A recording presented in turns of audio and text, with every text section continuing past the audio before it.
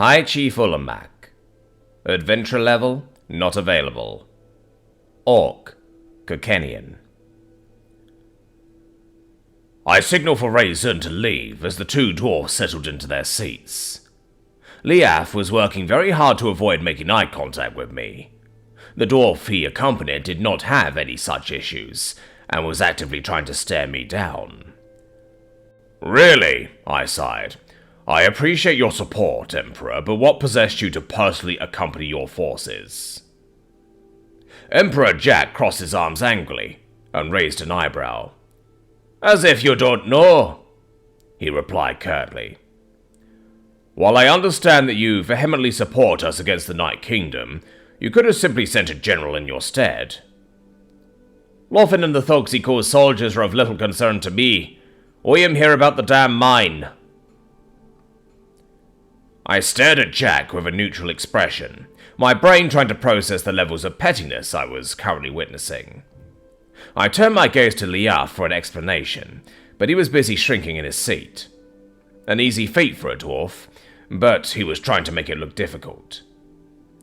You came all this way, braving the perils and discomforts of the roads, for a thrice-damned mine? I asked, trying my best not to shout. You're damn right I did, Jack exclaimed, trying less hard than I to keep his voice down. I sent messenger after messenger, missive after missive, and all I got back were rejections with empty platitudes, or worse, silence. Finally, I spent an entire day dictating a missive, and I get your response back in the form of a fucking spy with a note? Liaf somehow shrank further in response to Emperor Jack's rage, but I had to struggle not to smile. The anger that he was currently feeling had been precisely my intention. However, it had not occurred to me that he would travel such a distance to express said anger. A small part of me was actually impressed. My attention was required elsewhere, I explained. What with the war and all. So, naturally, you're sent an information broker with a scrap of paper with a few scribbles on it, Jack snorted. Diplomacy seems to have changed a bit since my youth. I sent my good friend Liaf, who happens to be quite diplomatic, to verbally plead my case for a compromise regarding the mine. Liaf perked up a bit when he heard me call him a friend, but Jack's eyes narrowed dangerously. Before he could speak, I accusingly pointed a finger at him. Did you even let him tell you about the compromise? I asked angrily. Of course not, Jack said defensively. The note said enough. You want to hire some of my people as trainers for your own miners, and maintain complete possession of the mine. What could he have possibly added to that? He could have explained the benefits. He could have granted you some perspective on the issue. He could have explained why I'm unwilling to entertain the idea of allowing your miners into my country to plunder my resources, while you give me the scraps. The land that mine is on used to be ours. We think my offer is preferable to the alternative of taking it back. Trying to take it back, you mean? I snarled. And that is a very selective recollection of the history of that land. How did it come into the possession of your empire? It was fairly conquered by Emperor Rofnik, Jack sneered. Emperor Rofnik launched a sneak attack against us and proceeded to slaughter everyone living there. The very opposite of fair, in fact. However, he also only held the land for 8 years before we routed his invasion and executed him, ending his bloodline and allowing yours to take control of the empire. So yes, the land was conquered from us, but we conquered it right back. What right do you claim to this land that isn't immediately cancelled out by the very same logic you're using to claim the right? Emperor Jack grew silent and contemplative. Absolute power leads to being surrounded by those who feel compelled to feed into one's delusions. Having those delusions ripped to shreds by someone of equal standing can be a shock. To his credit, Jack took it well. Fine, tell me more of this compromise of yours, he said. Before I could say anything, there was a knock on the door. Raisin poked his head in and held up a piece of paper. I raised an eyebrow and beckoned him to enter. Apologies for the interruption, Your Majesties, but it's urgent, Raisin said, as he handed me the paper. I dismissed Ray Zun and wasted no time reading the paper, then sighed as Jack and Liaf leaned forward. My scouts had failed to intercept the Elven army, and on top of that... I will gladly tell you of my proposed compromise, but it would appear that there are things we must discuss that are a tad more urgent, I said. First, I'm sorry you and your army marched all this way, but the Drow have already been defeated. What? Jack asked. How? We deployed mounted mages, and in response, the Drow fortified the position they took up in one of our villages. Apparently, some of our soldiers captured and tamed a Nahalim, then proceeded to use it to overrun the position. We see. Indeed. Unfortunately, I was right about the Drow general being a vampire. His sister, whom he was using for sustenance, confirmed that he's a half-breed. He escaped during the battle, heading west. Into my territory? Perhaps. But he could have just as easily turned north and returned home once he lost his pursuers. I've sent word to King Lothin with what we've learned. It reeks of conspiracy. And while I'd love to see King Lothin flayed alive, having the Night Kingdom seized by vampires would be very undesirable. Yes, it would, Jack said, and then chuckled. This means my army was essentially an honor guard escorting me to our debate about the mine. Largest honor guard every, methinks. Speaking of which, wait, you said first? Indeed I did. You see, I also sent for aid from Bolsir. Once I learned of our victory, I sent messengers to you and the elves to inform you of the circumstances. The messenger I sent your way missed you, but should be reporting to your general right about now. I chuckled. The messenger I sent to Bolsir missed their army, but ran into the messengers I sent to request aid, who has some rather interesting information for me. King Asimraf has awakened. Liaf's eyes went wide, and I expected a similar expression from Emperor Jack. Instead, I was met with confusion. Who is King Asimraf? Jack asked. What? I asked incredulously. We've never heard of Asimraf. What is he king of?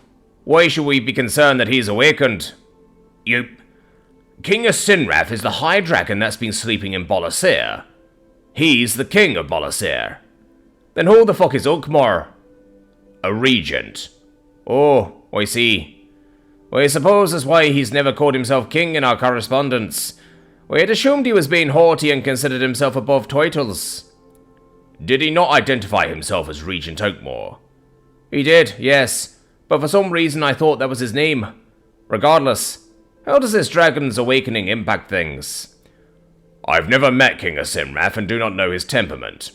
High dragons are meant to be fair and just rulers, but legends are prone to exaggeration. So, I don't know. Then it's entirely possible that Bolsir just became a hostile nation. Yes, it is a possibility, I shrugged. I have faith in Oakmore, though.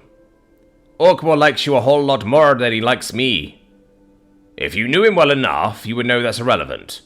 He's honorable, almost to a fault, and cares enough about his people to avoid pointless conflict.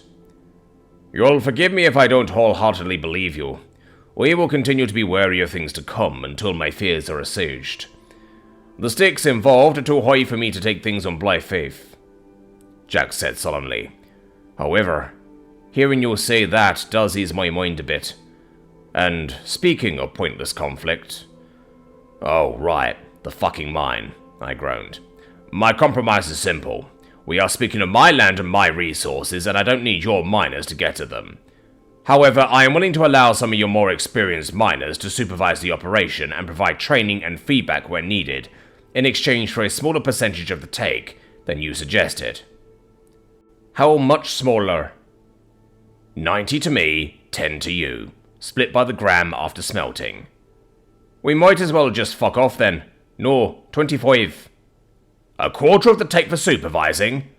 Pull the other one. Supervising and training. Jack crossed his arms. Fine, 20. Jack and I locked eyes and stared each other down as Liaf shifted uncomfortably. 20 is still too much for such a limited role in the operations. It could be that he knows that and thinks that I don't, or... Why are you asking for so much of the take? I finally asked. I assume you have a reason other than trying to piss me off. Of course I fucking do. Jack sighed and shook his head. Listen, what I'm about to tell you is a state secret. Word of this can't leave this office. You have my word. Mine too, for what it's worth, Liaf said. Jack twitched a bit, seemingly having forgot that Liaf was in the room. He stared at Liaf for a moment, then nodded slowly. We're on the cusp of a coins shortage, Jack said. How? I asked, alarmed. There's a lot of factors at play. Too many precious metals are tied up in constructions. We have a skyrocketing population, and there's people hoarding liquid assets. We've banned the use of gold and silver in construction, but my advisors feel that it's likely too late to stop what's coming. What are the consequences of a coin shortage? Liaf asked. Won't people just be able to barter if they don't have coins? Sure, but how do you tax that? Jack scoffed. Without sales tax, how do we maintain infrastructure and a military? The tax as it stands is simple and easy for people to understand, which makes them more likely to comply. The proposed barter taxes make even my head spin. If people don't understand how to calculate the tax, how are they going to pay it? And how are they going to pay it without coin? Am I supposed to accept a quarter of a clucker? Plus the issue of foreign currency, I added. If a coin shortage occurs, people who can't barter will likely use foreign coins to pay their debts, which may drive down the value of Calcutta's currency, especially if those coins contain a higher concentration of precious metals. Which will only serve to exacerbate the issue by causing inflation. So why not just tear down the buildings made of gold? Liaf asked. Well, for the most part, that gold is privately owned, and if I start tearing down government buildings to get at the gold in them, it's going to cause concerns among the populace. These concerns could result in bank runs and other financial and fiscal issues that we'd all like to avoid if possible. I leaned back in my chair and considered Emperor Jack's position carefully. On the one hand, these economic issues could spread beyond the Empire's borders and into my own lands. On the other hand, I now have some forewarning which could allow me to take advantage of this situation and come out on top. But that wouldn't exactly be the neighborly thing to do. Fine, we can do 25%, I said. But I want this remembered. It will be. The Empire of Calcutta will happily owe the United Chiefdoms a favor. Have your people draft an agreement and I'll sign it, Jack said, standing. Now, time to return home since there's nothing left to do here, apparently. A shame. I was looking forward to a fight. Don't be so hasty, friend, I said with a grin. You may want to stay a bit longer. Why is that? Because the messengers I sent to Bolasir are very interesting. So interesting that you'll want to meet them. My grin grew.